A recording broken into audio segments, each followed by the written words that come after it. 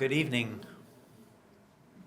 My name is Joe Dumit. I'm the professor of anthropology and science and technology studies, and I'm the director of the Institute for Social Sciences here at UC Davis. It's my privilege to welcome you to the 6th Sheffrin Lecture in Public Policy. Stephen Sheffrin, who was Dean of the Division of Social Sciences from 1998 to 2008, and his wife Anjali, established the Sheffrin Lectures in Public Policy with a generous gift to the College of Letters and Sciences in 2008. The Sheffrin Lecture Endowment supports an annual lecture on topics related to the social sciences and public policy that have broad relevance to our students, our faculty, and the wider university community. Over the past 6 years, the Sheffrin Lecture Fund has brought distinguished scholars from across the social science disciplines to UC Davis to share their work on healthcare reform, government secrecy, immigration, polarization in American politics, and poverty. Each of these talks has informed our thinking on the day's most relevant issues of national public policy. I'm especially pleased to be introducing this lecture as one of my responsibilities as the director of the new Institute for Social Sciences, which was formally launched in October 2014. The Institute for Social Sciences was created to help advance scholarship and research across all the social sciences at UC Davis, and the Sheffrin Lectures are now part of our purview.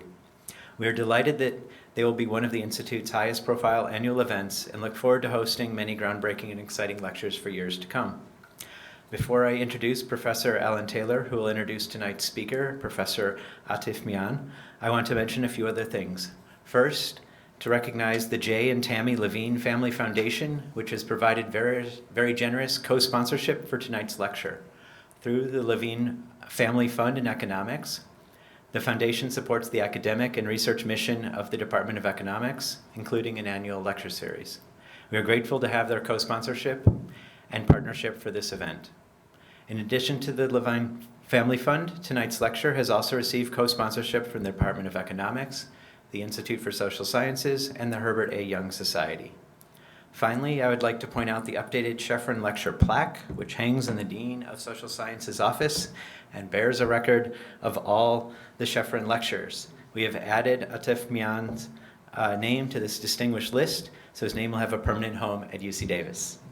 Now it is my pleasure to welcome Professor Alan Taylor, Interim Chair of the Department of Economics, who will introduce Professor Mian for tonight's lecture.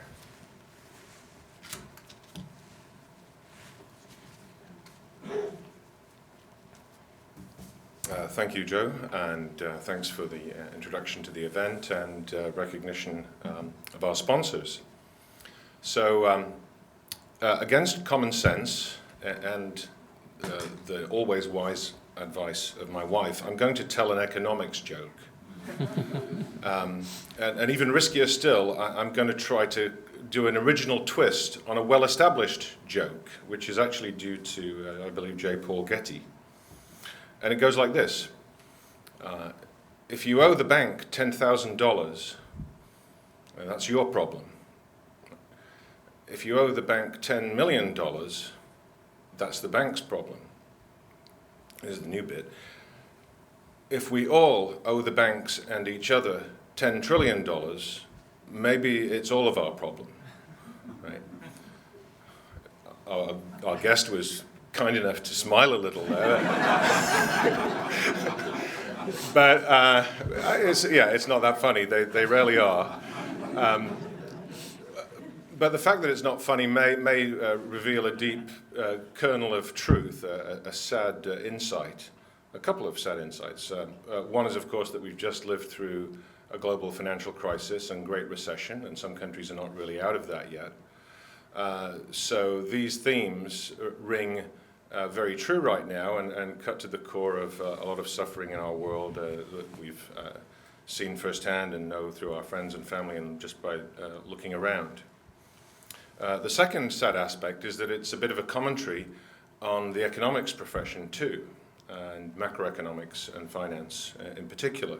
And if we go back through the history of thought, it's rather odd, because starting about 200 years ago, economists like Henry Thornton, Thomas Atwood, John Stuart Mill, John Baptiste Say, later Walter Bagehot, people who were at the founding origins of macroeconomics, focused very much on the role of credit and the financial system, its potential for creating instability, and the damage it could do, as well as the potential good that it could do. Now, over the intervening decades, nay centuries, macroeconomics has sometimes focused on those issues and has sometimes forgotten them, as it had to some large degree before the financial crisis. And to go into why that happened would be take us on a long digression, which we can go into over drinks if we ever meet again for drinks. But suffice to say, those topics are now back front and center in our profession as well as in the public debate. And that's not least due to the path-breaking contributions of Atif Mian, today's speaker. And as an example of that, I have here his latest book with Amir Sufi, his co-author, House of Debt, which is, I think, one of the best books, if not the best book, about what really happened during the financial crisis here in the United States, and which is informing research by scholars here and elsewhere going forward, and also influencing how policymakers think about what we should do next to avoid something like that happening again. And I believe in tonight's talk, Atif is going to take off from where this book ends, expand the vision to look not just at the story within the United States, but around the world. And we look very much forward to what you have to say. Thank you.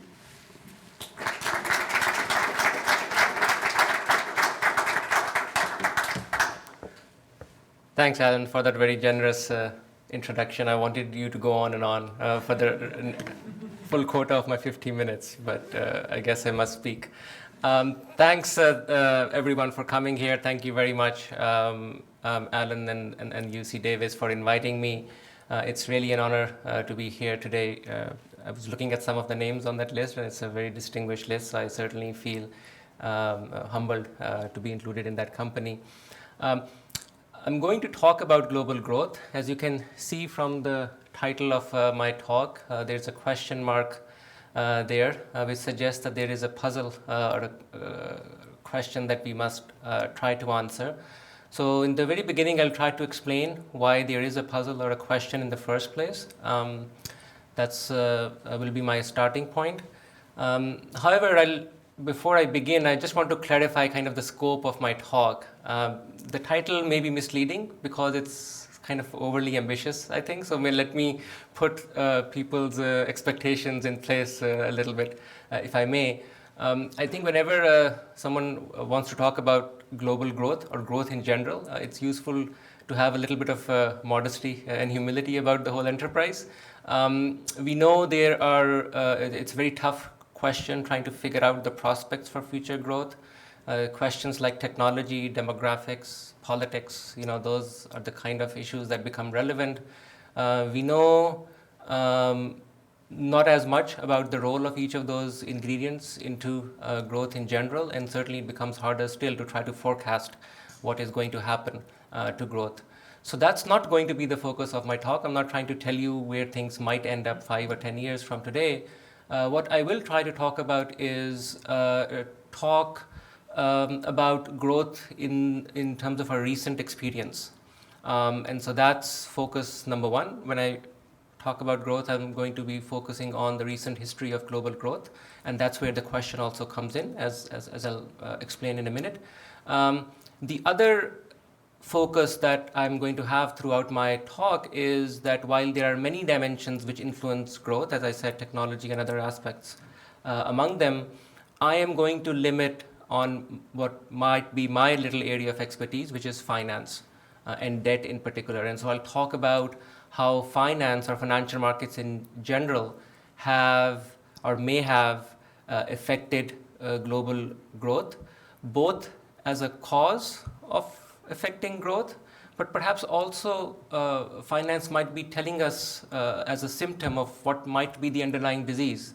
And I'll try to talk briefly about that aspect as well. Okay, so again, going to be talking about the more recent history of global growth, and with a particular focus on finance or debt markets in particular. So let's start off by trying to understand what the question is all about, or what the puzzle is all about. And to put that on the table, I think these charts kind of summarize the key puzzle. For Europe and the US, the graphs plot the growth of GDP over time, and you can see a linear line means constant rate of growth for Europe and the US, typically speaking, except something happens around 2007, 2008. There is a large dip both in the euro area as well as in the US.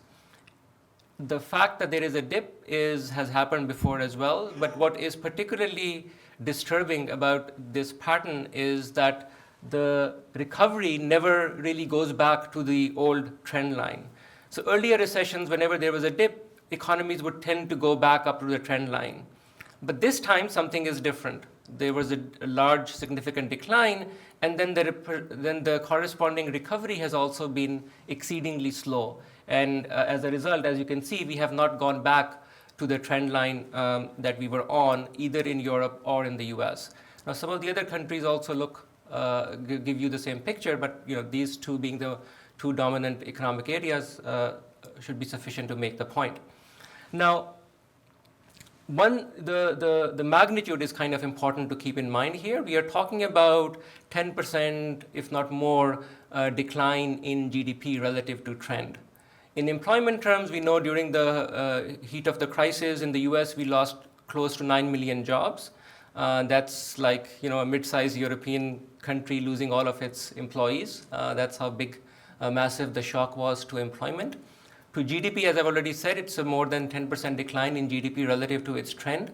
To translate that magnitude in terms of people's incomes, for the US, that translates into the average household not making $12,000 a year. So it's like they're earning less than what they otherwise would have made if the economy could have continued on the same trajectory. They are making $12,000 every year less. That's how big this shock has been, and that's how large this decline has been in terms of growth relative to its long run.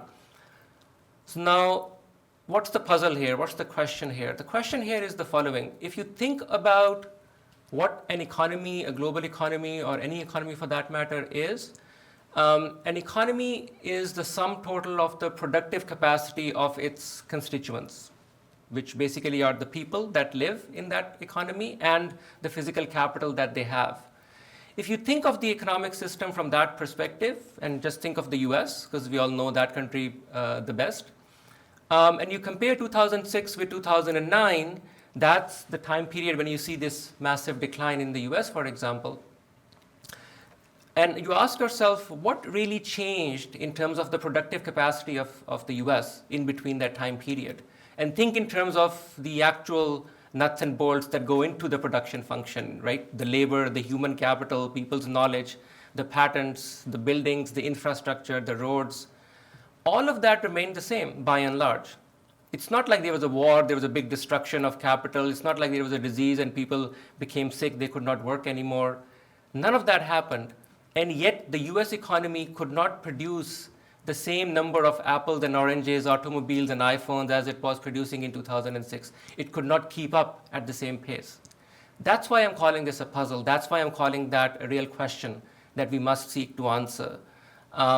Because, as I said, nothing real actually happened. Nothing tangible really happened. And all of a sudden, a sophisticated economy with a sophisticated financial system, a sophisticated administrative and political system, just all of a sudden forgets how to produce the same number of apples and oranges. That, in my mind, is a puzzle. And it's those kind of questions that make economics, in my mind, so interesting and so fascinating. And that's what we'll seek to answer. So just to reiterate the same point with using a couple of other pictures, and then I'll move on. Not only did we have this decline and then subsequent very slow, sluggish recovery, but people continue to be misled in terms of their expectations. So these graphs, I'm plotting the forecasts by professionals of what economy will look like a few years down the road. Forecasts as of 2008, as of 2009, 2010, and so on. And these forecasts are divided by developed as well as emerging markets. The consistent story throughout this time period, 2007 onwards, is that people continue to be over-optimistic. And every year they adjust their expectations downwards, right? I think what this is reflecting of is, again, it's kind of the same story that people are used to expecting the economy to go back on trend. but it just did not happen. It just does not happen at the pace it used to happen historically. So there is something different this time, and we want to understand what is it that is making the economy stagnate more than usual. Okay. Another way to make the same point is to look at the revision in expectations of what is referred to as potential GDP for the US. This is just, some crude estimate of what some experts believe is the true total capacity of the US economy. And when the economy declines initially, people say, okay, that entire decline is decline relative to the total productive capacity of the economy. But these shifting lines over time are telling us that as the economy continues to be at a lower level, the experts are changing their view in terms of what the total productive capacity of the US is to begin with. To put it differently, there is this hysteresis effect that this persistent decline in output is changing people's expectations of how many apples and oranges the US economy can produce in the first place, even if everything were to function perfectly. Okay? And so there is this long-term effect of this short-term problem, in other words, and we need to be mindful of the causes of the initial decline for that reason. Okay? So, having sort of defined the question, the puzzle that we want to address, let me now look for the possible causes of why the economy is in the position that it is. And I already gave you the hint up front.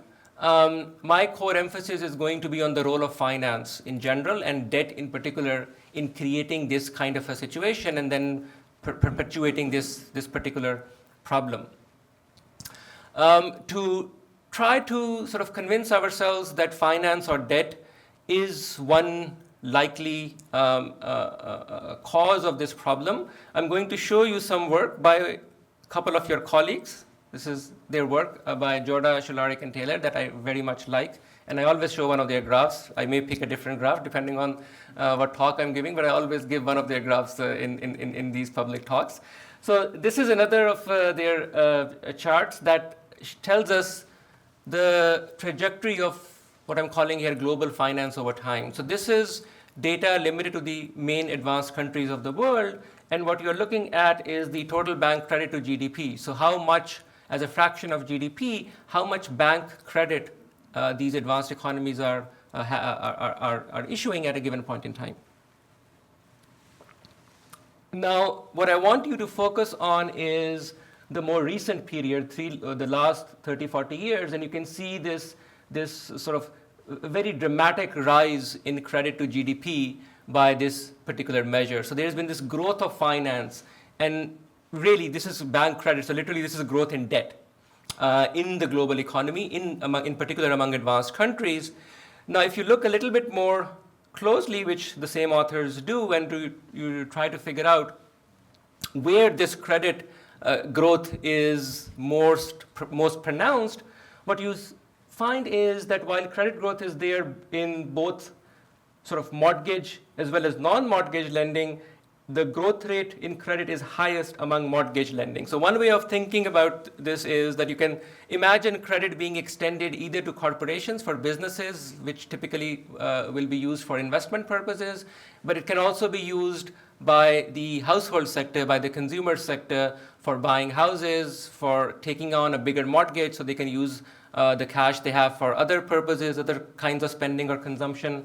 When we look at the growth in credit, the disproportionate share of that growth in the last 3 to 4 decades is in the form of credit extension to households in advanced economies. Okay? And very much consistent with these patterns, we see this enormous rise in debt to income for households within the US during the same time period that I was pointing out earlier. So if you focus on the post-1980 US, you find this dramatic increase, especially over the late 90s and then going through the 2000s until the crisis. You see this dramatic increase in debt to income to levels that the US had never seen before. And this is all credit extended to the household sector in the US. Okay? Now, so far we have this sort of correlation or connection between the big decline in GDP that I talked about and the preceding rise in debt or credit in the US and other advanced economies. So you can see, right around this time when the household credit growth reaches its limit, that's when the economic crisis begins, and it takes a crisis to kind of stop this accumulation that was taking place inside the United States. Okay? A natural question is there a connection? Is there reason to believe that there is a connection between this rise in credit, this rise in debt, and the subsequent decline in GDP? If there is a connection, what are the specific channels through which debt translates into lower subsequent economic activity? That's a question that I'm going to address in a few minutes. But before I get there, I want to think a little bit more carefully about what a rise in credit or rise in debt in an economy literally means. Okay? So what are the factors, before we try to understand the consequences of the rise in debt, let's try to think a little bit more about why debt or credit has risen in the first place. Okay? This, I believe, is useful for helping us understand what some of the more fundamental or structural problems might be in our economic system. And I'll come back to that towards the end of my discussion. So what are the different ways we can think of this increase in debt? I'm going to show you a few pictures. The common theme in these pictures, this is the first one, is that there are certain subsectors of the global economy that, for different reasons, and that's where we can talk about culture, we can talk about economics as well, there may be different kinds of factors, but for one reason or another, you have these subsectors of the global economy that tend to produce these persistent, what I would call financial surpluses. This is the tendency of these sub-economies to try to save more than they are investing or spending otherwise. Right? And one illustration of that can be captured in terms of the net tendency of an entire country to save or dissave, which is referred to as the current account balance. So this picture is showing us a huge shift in the trend that happened right in the aftermath of the East Asian crisis. And there's a particular reason why that may have happened around that time. I won't go into the details, but what is important is that if you look at these rapidly growing Asian economies, China being the primary example of that, those economies, they start accumulating very large financial surpluses. In other words, they change their tendency, and now they are saving a lot by lending to the rest of the world, starting with around the year 99-2000. And you can see that by this large growth in the red line for developing Asia. Now, how is this connected to the rise in credit or the rise in debt? Let's think about what debt or credit actually is. If some agents in an economy are trying to save, they have this financial surplus, the only way they can transfer that financial surplus to someone else, whether that someone else is a government, a corporation, or another household trying to buy a house, the only way they can do that in a modern economy is through the financial system, right? So a natural consequence of some subsector of the economy generating a larger financial surplus is going to be that the balance sheet of the financial sector is going to expand. It's almost mechanical, right? It's almost by definition. If you have, for some reason, if there is this tendency to save more and more, and I think that's where we need to think very deeply. I won't have that much time, but I just want to highlight this issue, that what we are really facing is a global economy where different parts of this global economy have this persistent attitude to save and create these large financial surpluses. And I'm pointing to just one such example, which happens to be China and some other Asian economies. That excess surplus that is then channeled through the financial sector, and that gets translated into this rapid growth in credit that I showed you.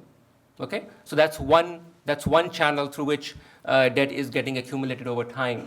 But China is not the only example here. Another very important example, and this would be the main example if you were thinking about credit growth within Europe, for example, is countries like Germany and Netherlands, these two in particular. And here it's the same graph, but now I'm showing you the current account position of Germany, Netherlands on the one side, and then what are sometimes referred to as the peripheral European economies, Greece, Portugal, Italy, Spain on the other side. And when you put these two together, what you see is that after the unification, monetary unification in Europe, you see this huge trend of persistent financial surpluses in Germany, which, by the way, continues to this day, and it's actually a big problem for the global economy. Again, that's the kind of structural issues that we are talking about that we need to think more carefully about. But that's a situation that has remained inside Europe for a long time. What is different is that before the crisis, it was the peripheral countries that were absorbing these surpluses.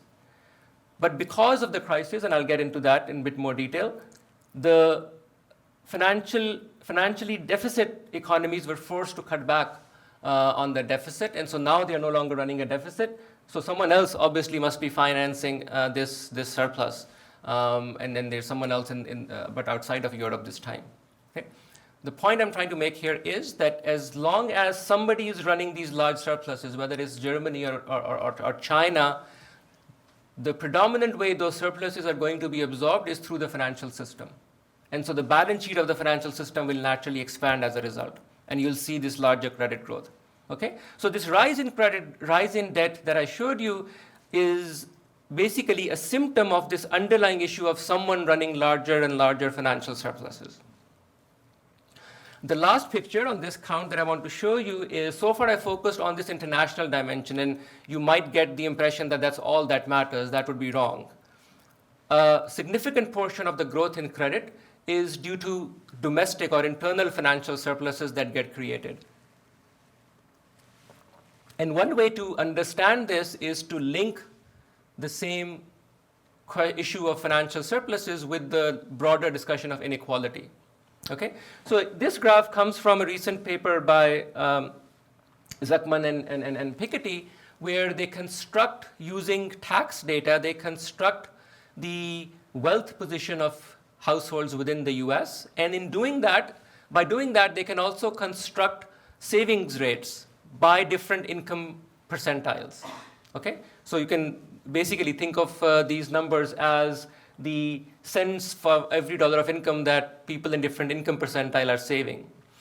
And the fact that jumps out from their graph is that if you look at the top 1% of income earner, which we know represents a very large share of the overall economy, right? That's the basic fact on inequality. The top end of the income distribution tends to save a lot. I mean, these are very high savings rates, 35, 40%. Number one. Number two, they're persistently high. So even the recession, we usually think of recession as kind of this deleveraging shock. They should be saving a lot less for different kinds of reasons according to macro theory. Well, none of that actually shows up in the data. They continue to have those large surpluses. So this is like little China inside the US, right? They are running these large surpluses, but someone has to absorb that surplus. And again, that is channeled through the financial sector. So when we think of, usually we commonly think of this rise in credit and GDP, but I just want to highlight the point that there is something behind that increase in credit, increase in debt, and those are these kind of surpluses in different parts of the global economy. And there is a deeper question here in terms of what's driving those surpluses, number one, and perhaps more importantly, whether we can sustain those high level of surpluses or not. That's a very important question that we need to address, and it's a very important question from the perspective of global growth. Okay. Now, we want to go and sort of try to understand that particular issue, but in order to do that, now we need to be a little bit more direct in terms of the connection between debt or credit and growth or GDP. So now let me try to explain that particular connection. For whatever reason, these surpluses and all that lead to high level of credit, high level of debt in the global economy. Why should we care about that? Okay? At one level, there is nothing fundamental about higher levels of debt or credit that suggests that it should lead to lower GDP.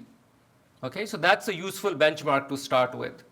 If people are borrowing more, for example, and they are using that borrowing for, let's say, investment, they are investing that in new business creation and so on, there's nothing wrong with it. They'll make more money and they'll pay it off. So in this story, higher level of credit is actually a good thing. It should lead to higher growth as we have more productive corporations and so on. Similarly, if people are borrowing for personal consumption, but they are borrowing it kind of based on their expectations of higher income tomorrow, then again, once they have those higher incomes, they'll be able to pay off the debt, and there's nothing to worry about. It's a good thing that they are borrowing. That is telling us that they see better times ahead, right? It's supposed to be a good sign.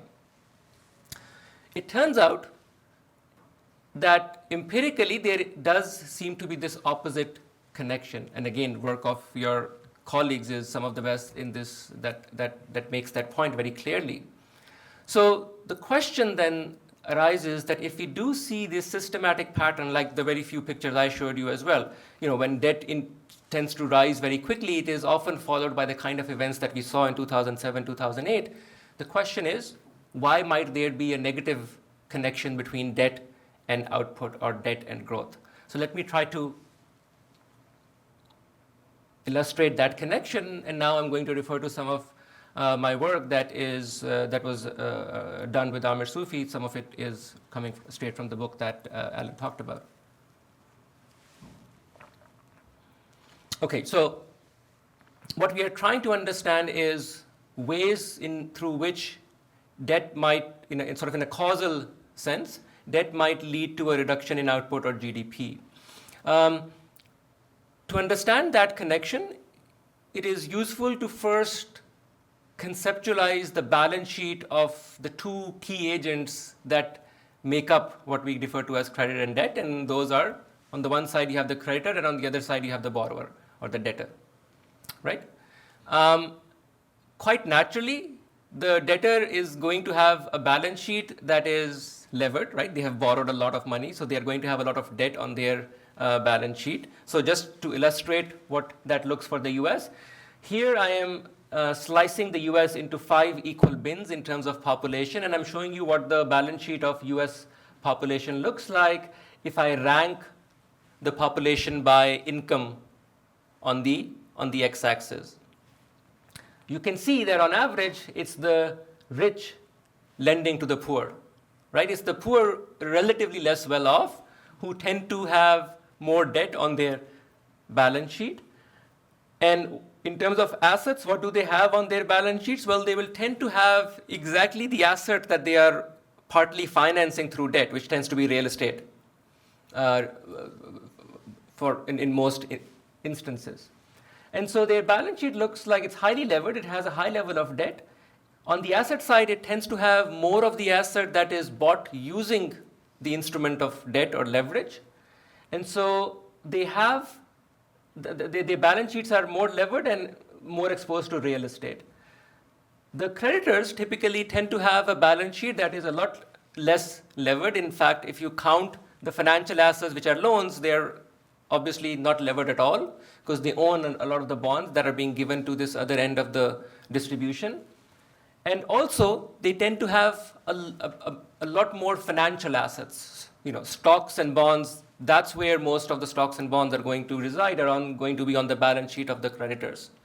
Okay, with this kind of a starting picture, and that's a very natural starting picture, any economy that has a high level of debt will naturally translate into this sort of a cross-section of borrowers and lenders. That's a natural implication of having a high level of debt in an economy. Why is this a problem? Why is this kind of a potential problem, actually? It doesn't have to be. I've already made that clear. It doesn't have to be a problem if everything is working smoothly. But what happens is if you start off with this kind of a state of affairs in the economy, now imagine that this economy gets hit with a negative shock. It could be like a change in expectations, animal spirits going the wrong way, or it could be a real shock that all of a sudden people realize, there was expectation of oil discovery and it's not going to be there, or maybe oil prices fall if it's an oil exporting economy. Whatever the shock might be, it's quite natural to expect that once in a while, and every or any economy is going to be hit with a significant negative macro shock. What happens in the cross-section of these balance sheets when this economy gets hit by one of those shocks? What's going to happen is, and this is sort of the most important point to understand in terms of what debt actually is. The one characteristic of debt that is most dangerous from a macro perspective is the lack of risk-sharing qualities inside the debt contract. What that means is that if there is a downturn, so to continue with the US example, imagine that there is a downturn and as a result, house prices tend to go down, they tend to fall overall. The question is, who bears the loss of that downturn? In an economy which is levered, which has a high level of debt, by definition, by construction of what debt is, the losses will disproportionately fall on the debtor side of the equation. And they will be the first ones to lose wealth. The creditors will be protected, and only once the debtors lose everything, only then will the creditors start to feel a pinch. Now, we might disagree with sort of this being against equity or whatever, but that's not my concern here. What I want to understand is whether this distribution of losses actually matters for aggregate economic activity or not. Remember, I want to go back to the very first picture I showed you. Why should this situation of high level of debt interacted with sort of a negative expectational shock in an economy, why should that translate into the overall economy declining? That's what I want to understand. And the first point I want to make there is that when you have losses kind of shifted disproportionately on the side of the debtors, the reason that is not useful from a macro perspective is that the individuals who bear those losses disproportionately are precisely the individuals who are most sensitive to losses. To put it differently, in a more technical jargon, the debtors tend to have a much higher marginal propensity to spend in reaction to these losses. So they cut back on their spending in reaction to those losses much more severely relative to how Bill Gates might have responded, right? And that's the first order fact that becomes extremely important here. So we can see some of that very clearly in the US. So what I'm showing you here, each dot is like a county. It's not like it is literally a county in the US.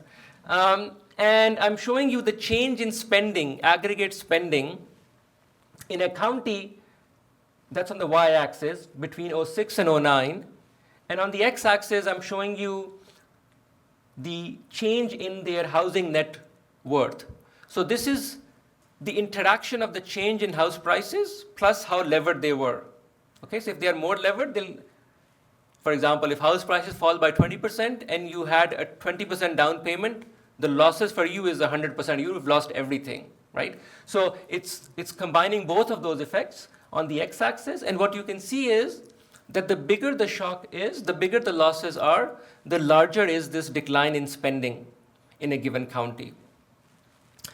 Now, what ends up happening is that if you, for any given shock, keep the aggregate shock the same, like 10% decline in house prices in my example, if you have a more levered economy, it's going to translate into a larger aggregate decline in spending, simply because more of those losses now are going to fall on the shoulders of those who can least afford to bear those losses, meaning they are going to cut back their spending the most. Okay? So that's the first connection between high level of debt and an aggregate decline in spending, which is sometimes also referred to as a decline in aggregate demand. Okay, so given this world, we did not have to live in a world like this, but given the nature of the financial contracts that we write with each other, that's our choice. I want to emphasize that point. That's why now we can start to understand the puzzle that I started off with.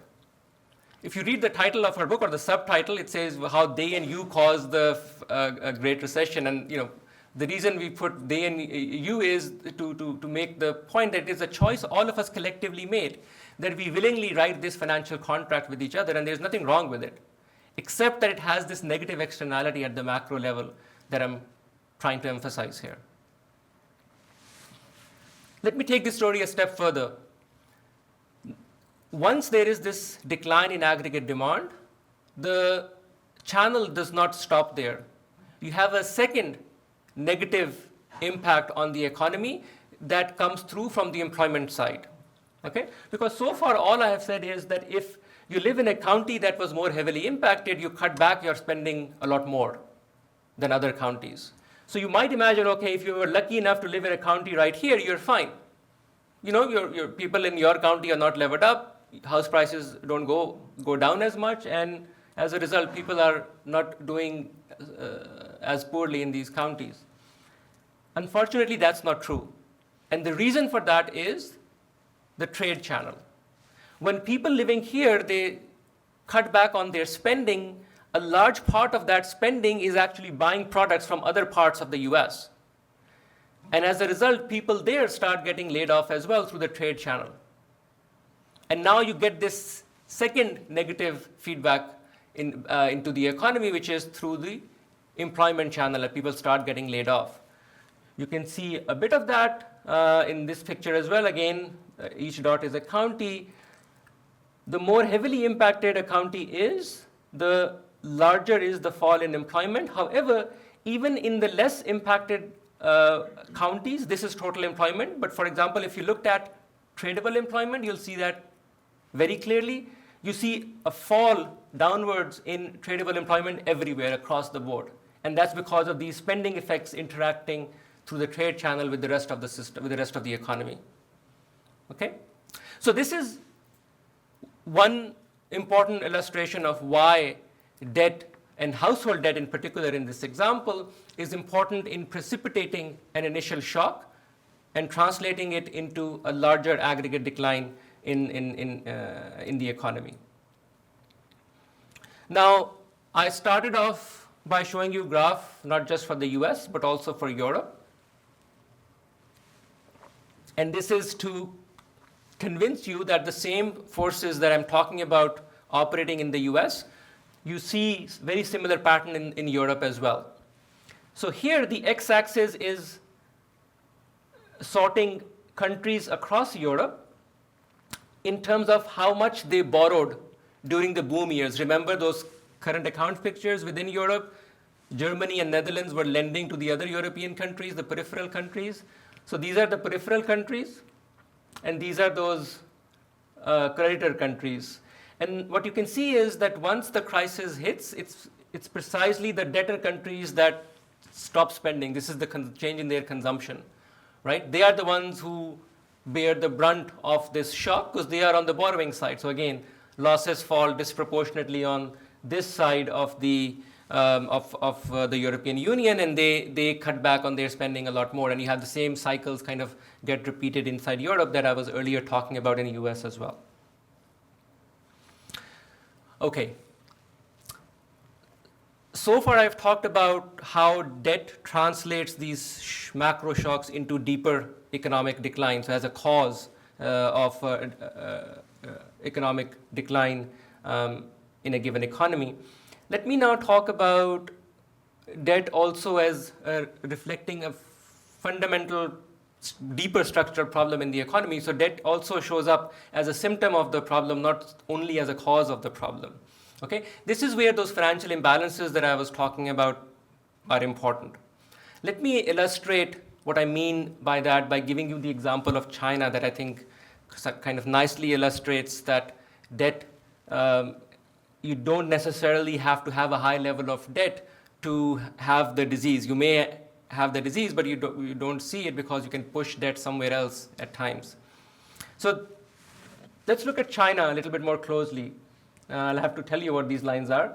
There are two different graphs basically on this one graph. One on this axis, using this axis, and the other one using the other axis. One is the rise and fall and then rise in the total bank credit in China.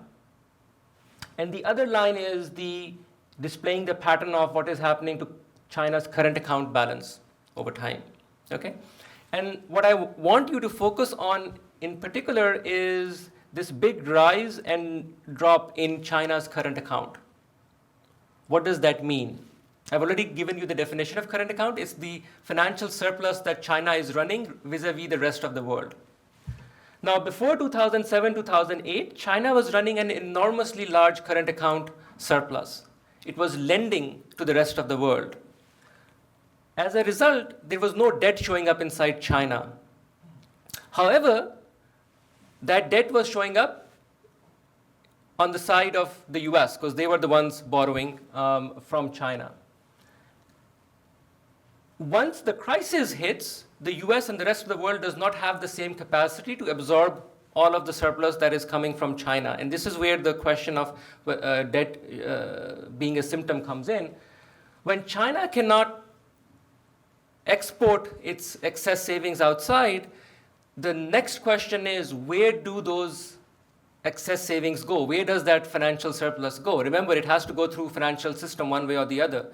Because it can no longer go through the international financial system, now the Chinese economy is forced to transfer those financial surpluses through their domestic financial system. And so you see the following picture. As soon as the current account starts to decline from its very high levels, you see a sharp rise in domestic credit inside China, which has really been staggering since 2008. And the point I want to make here is that this is not a coincidence.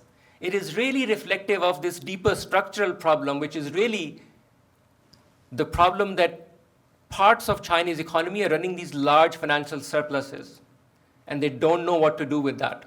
They don't know how to absorb those surpluses naturally, and so they can only channel them through the financial sector. If the international financial sector is somehow willing to absorb them, that's sort of the preferred answer. But once that ends, then it's the Chinese domestic financial system that is forced to absorb those surpluses, and we see this big boom in credit, big boom in debt in China. What is the problem with that? The problem with that looking forward is exactly the same that I just talked about, that China now faces those dangers, that those dynamics that I talked about might start showing up in China at some time in the future as well.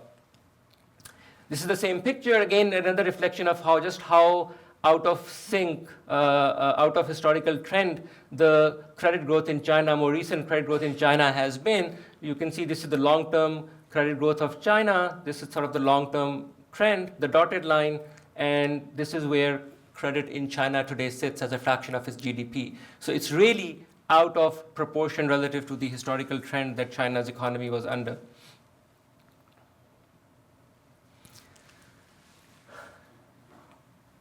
Again, this is the growth, this is the massive growth that I was talking about. Chinese domestic debt to GDP has grown tremendously from a relatively lower level in 2008. It's almost 70-80% increase in the level of indebtedness inside China. Now, at the same time, the Chinese economy has been slowing. This is the nominal GDP growth on the other axis. Chinese growth has also been slowing down rapidly around the same time. So this is again reflective of an underlying problem that may be causing this increase in leverage in the first place, which is that the economy is generating these financial surpluses. These are the high level of savings inside China, and the economy is having a hard time to balance itself by increasing domestic demand or consumption naturally. And because of that imbalance, overall growth is lower, but it would have been a lot lower if the blue line had not kicked up. That's an important point to keep in mind. It's the generation of this domestic credit that is making things less or better off than they otherwise would have been. So in that sense, this debt is a symptom of the underlying issue, which is the running of those large financial surpluses. Okay, the point I want to emphasize here is that debt does not just arise out of thin air. There might be a deeper structural issue that generates this supply of credit that translates into high levels of debt in the economy. And the long-term issue that we may need to address might be deeper or structural. In the case of China, this is the central issue of whether the Chinese economy can move from a very high rate of savings to a more balanced economy with higher level of natural domestic consumption, as opposed to consumption or investment driven by these high rates of borrowing, which is what is going on currently, which clearly is not sustainable at the same rate. And that's partly one answer to why Chinese growth has also been declining over the last 6-7 years. Along the same lines, when the initial crisis happened, a lot of people talked about sort of deleveraging kicking in, which was this idea that now growth will be slow because a lot of these highly indebted economies will start to repay the debt, and that's the process of deleveraging. And there were theories that suggested that the process of deleveraging will naturally lead to lower levels of growth. What I want to point out is that despite we did have lower levels of growth, but we actually did not have any deleveraging. If you look at total debt in the global economy, that has only increased since 2008. To put it differently, if we actually had deleveraging, growth might have been even lower than what I showed you in the very first graphs. Okay, so again, that's pointing to something deeper, something structural that we need to think about. All right, this is the last point that I want to make. What should we do? There are two issues that I want to highlight here. The first is the story where I was talking about debt causing a downfall in economic activity. What needs to be done to address that particular problem? Well, if you go back to the argument I made in terms of the decline in spending, the decline in employment, the key problem was this fundamental issue with the definition of debt. That is, it does not allow for adequate risk sharing. Not from a moral or an equity perspective, it does not allow for adequate risk sharing from a macro perspective. So we need to think of alternative financial contracts, a different way of designing our borrowing and lending relationships that allow for a flexibility in our financial contracts such that if there is an aggregate shock, those contracts allow for more risk sharing between creditors and debtors. Okay? So to give you the European example, the argument would be that if Europe goes in a tailspin, the debtor economies should have an automatic stabilizer, an automatic debt write-down, which would actually help everyone in the long run. That's a very important point, that if you have those kind of automatic stabilizer through better risk-sharing arrangements, we can all be better off in the long run, because that lost output that I emphasized in the beginning, we can avoid those trillions of dollars of losses by having better risk-sharing arrangements. So that's the first set of guidelines that emerges from this line of thinking. There is a second set of issues, which is those deeper set of issues that I talked about. Why is it that certain economies or certain sectors of the economy, like perhaps the top 1%, if they continue to run those large financial surpluses, that's not sustainable. And so we may need to do something different. That's where taxation comes in, or other, that's where the deeper issues of inequality, for example, come in. But the traditional way of doing macroeconomics has used certain assumptions that kind of sidestep this particular problem, because these kind of abnormal financial surpluses cannot occur in an economy which is well behaved as our economic models typically are. Those are sort of more technical issues. I won't get into the details of that, but I do feel that that is an important question that we need to think more carefully about. We do see these persistent financial surpluses in different parts of our economy from time to time, which can be unsustainable, and we do need to figure out a way to deal with those deeper structural problems. Thank you very much.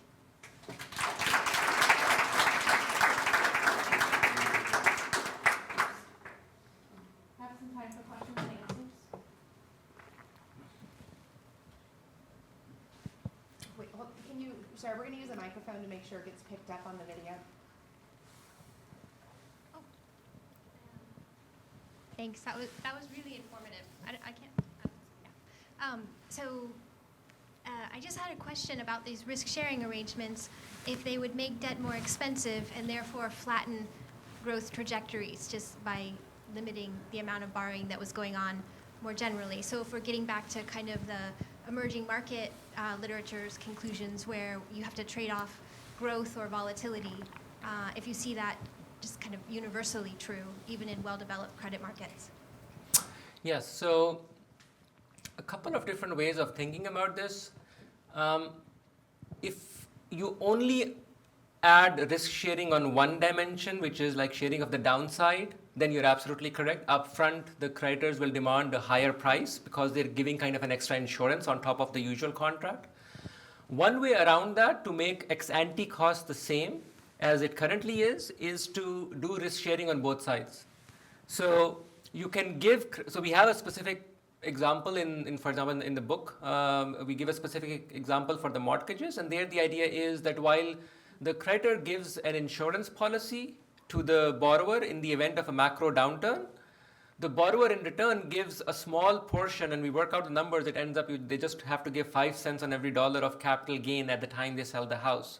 So at the time of closing, 5 cents of every dollar of capital gain goes back to the lender. And if the lender has like these securitized pools of mortgages, that basically acts like a coupon payment, dividend payment that they are getting every period, because a certain percentage on average will sell their houses for natural reasons every year. And that upside will be sufficient to pay off for the extra cost of insurance. And so it's a price neutral kind of a proposal. The other comment I would like to make, that there are other aspects of risk sharing that actually will reduce some of the costs from, again, a social or a macro perspective. So let me try to highlight that. One problem from an informational perspective of the current contract is that the lender does not have sufficient skin in the game to convey their inside information in the price discovery process. So let me give you a more specific example. If I'm a lender and I'm lending into a housing market that I feel might be frothy or might be in a state of a bubble, I don't really care about that bubble as much if I have, let's say, 20% down payment, 20% collateral, because I know, okay, 20% it falls, I still get all my money back. Now imagine that instead of that standard conventional contract, the lender had a contract that kind of I'm proposing. Well, now the lender will say, okay, I think this market is in a bubble and I'm more likely to pay that insurance out as a result. So they will, you're absolutely right, they will increase their cost of credit, but that's a good thing. That's their information going back into the price discovery process, which is something we want. So from an informational aggregation perspective, I think there is this added advantage that adding these features can help in the price discovery process.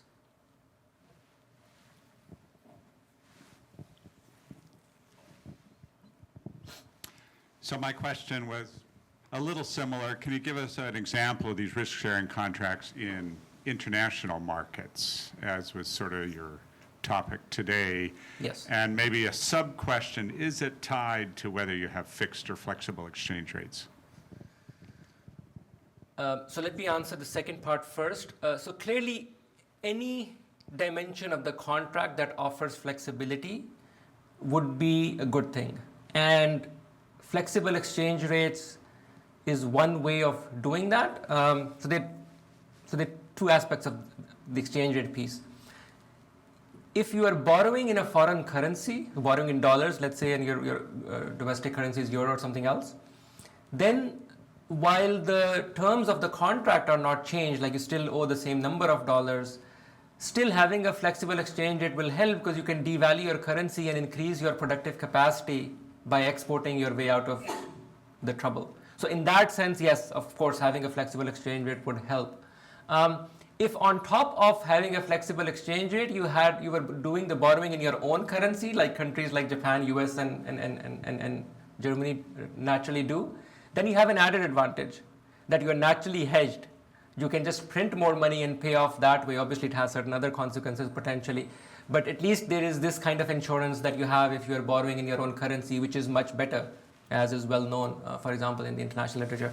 So that would be much more appealing. Now, coming back to the first half of your question, if you go to the more recent Greek-German debates, obviously the Greeks wanted a GDP indexed bonds. Others, Bob Schiller, perhaps most famously, did also suggest doing the same because of the risk-sharing characteristics. There has been discussion about on the private market in terms of actually implementing some of these proposals. The one problem on the practical side is that, and I didn't have time to talk about it, but it's actually very important. If we are to move in this direction, in the direction of having more kind of indexed contracts with have more risk sharing in them. There are a couple of problems. First, if you go through the theoretical argument that I tried to make, the theoretical argument actually is one which argues that the current debt contract has a macro externality that it is not incorporating. Right? So it's basically an externality argument. And whenever you have an externality argument, there is a natural role of a coordinator or a government coming in and nudging things in that direction. So there is a question of coordinating these arrangements through governments that is quite natural once you think through the theoretical argument. The other issue that is important here is that if you look at the practical regulation and the way taxation is done in the current system, instead of nudging the economy in the direction of more flexible contracts, we have completely the opposite situation. So two obvious examples. One is on taxation, interest expense is tax deductible household or corporate stage, which incentivizes people to borrow in the form of standard debt. That's a subsidy going in the wrong direction from a macro perspective. There is no macro justification that I can think of, a legitimate macro justification that argues why we should have this subsidy for debt. The other subsidy is in the form of other kinds of regulation that we impose on financial institutions.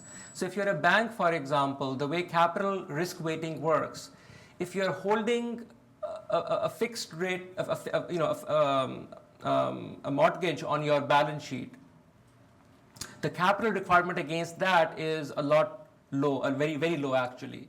The risk weighted, due to the risk weights of attached to like a AA or a highly rated mortgage. But if you were to give the same mortgage to the same borrower in the form of the contract that I'm suggesting that has this insurance characteristics attached to it, the same capital regulations would impose a much higher capital requirement on that particular bank. So it's not a surprise that the banks would naturally favor just having this specific kind of a mortgage and not the other kind of a mortgage.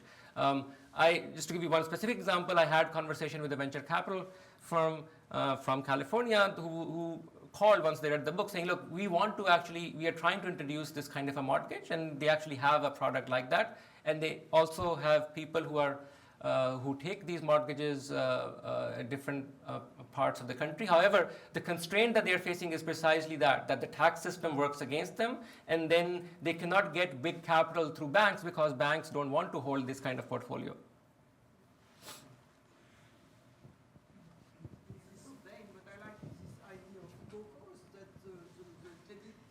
The bond becomes equity, Yes. goes down, so you don't have to bankruptcy problem, which I suppose is creating this downside in the demand. Yes, so that's absolutely correct. I mean, one aspect of kind of the direction in which I was heading, I did not talk about, is that once we have a system that allows for more risk sharing, we also need to think very carefully about the way banking is done currently. So once banks are holding all this stuff that hit more of a downside, gives more of a downside protection, they would naturally need more capital because they will be absorbing more losses than they typically do in the event of a downturn. So they need more capital, and one way to do that is to have contingent convertibles on the balance sheet of the bank so that their existing debt automatically converts into equity and they don't need to go through a TARP capital injection. The value of the house increases, and the bank become an equity holder rather than having the mortgage as a debt. That's right. And so the contract that I described is kind of going in that direction. You just have to be a little bit, you want to go in that direction, but make it as practical as possible because the house is not actually traded like an equity stock might be. So you just have to be careful in terms of how you design that. But basically, conceptually, that is the direction in which I'm proposing we should go. What's your opinion on increasing taxes? I think my opinion on increasing taxes is that we should never increase them for the sake of increasing them, but if an activity, to the extent taxes are distortionary, you should avoid raising them, let me put it that way. Now, there is an interesting connection of taxes to what I discussed, which is probably what is motivating your question. If part of the problem is, just focus on that 1% chart that I showed you where they have these very high excess savings. If part of the problem is that we are trying to convince those segments of the population to consume by lowering the interest rate, for example, that's one way through which monetary policy is supposed to boost demand. You lower the interest rate, you tell them, look, you're not getting as much in terms of return, so now please start spending, intertemporal trade-off as we like to call it. If those people at the top still refuse to consume, monetary policy is not going to have that big an impact, number one. But more importantly, what else do you do then? You have lowered interest rates down to zero. What else do you do? Well, interest rates have to be negative. And one way to make interest rates negative is to start taxing savings, which is essentially like a wealth tax. So you can see that in situations like the one we are in right now, like the zero lower bound world, if the natural rate of interest is negative, that's kind of the technical way of saying, look, we need to tax the savings. And Europe is already kind of little by little going in that direction. So there is a natural role for taxation, but now I'm not talking about taxing income. So that's why the general concept of taxation is not necessarily the right one. In the problem that I just described, if you tax income, that doesn't do much. It's really, you want to focus taxation where the problem really is, which is you want to tax those sort of excess savings, excess bond holdings. I'm trying to understand the causation. I have read your book and I enjoyed it very much. But when there is excessive accumulation of wealth by either the 1% or by or some percentage like that, in which their savings rate becomes very high, and also where particular countries have very high savings rates, does that inevitably lead to heavy accumulation of debt? And secondly, are there several types of debt? In the book, it seemed to me that because of kind of the insatiable demand for investment vehicles, that we got more exotic debt instruments that became unsustainable. Is that? Say the second question again.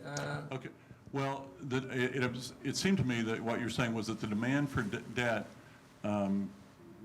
became so great that credit standards were lowered and mortgage lending went to people who really had no business. Yeah, exactly. Okay. So again, let me answer the second half first. First of all, we ourselves have done work that shows. We argue that it's very clear there was a lot of kind of irresponsible lending and borrowing, fraud and all other kinds of things. There's a large literature on that. So all of that went on. However, conceptually, that is not the important piece to focus on. In fact, the story that I told, never did I once mention fraud or anything like that, because you don't need it. Really, the core issue is risk sharing, the lack of risk sharing through the debt contract, and it doesn't really matter from that perspective whether the initial loan was taken under the right intentions or not. That's another way of thinking about it. That intentions, fraud is partly an issue of question of intentions, where parties involved doing crossing all the boxes correctly or not. They may have done that, and still you can have a bad luck shock. Ex post. And the problem is that if you have a high level of debt, a bad luck shock ex post is going to lead us into these kind of problems potentially. So while issues of fraud and so on, they exacerbate the problem for sure, because now those people are going to be more fragile than they otherwise would have been because this was fraudulent lending and so on. So clearly that is related. I don't want to, but it's not necessary for this point to be made. Your earlier question of whether savings always lead to high levels of debt or not, conceptually they don't have to. So for example, you could imagine, and this is where perhaps financial regulation and other things come in. So you could easily imagine an economy where the financial sector is not deeply integrated with the rest of the economy. So people use their savings to lend to family within the family networks where it behaves more like as equity, and you share the losses through your family connections and so on. And it's not really a standard contract the way we typically have it in the modern financial arrangement. So it doesn't have to be that way. However, given that the modern economy that we do live in, if you look at the correlations, they do tend to line up over in the most recent history. So I'll give you the US example because that's the country I've studied most carefully. If you look at the balance sheet of the financial sector and you look at the patterns of savings and you combine that with inequality, that not only are they saving at a high rate, but they are getting more and more of the income over time, especially since the early 80s, the pattern lines up almost perfectly. That's exactly how the financial balance sheet of the US expands. So, so clearly there is a sort of a very natural connection in the case of the US. Again, it doesn't have to be the case, but I think for the modern economy, it typically is the case.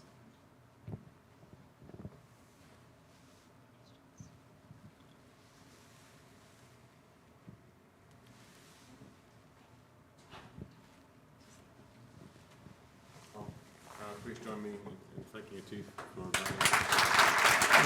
for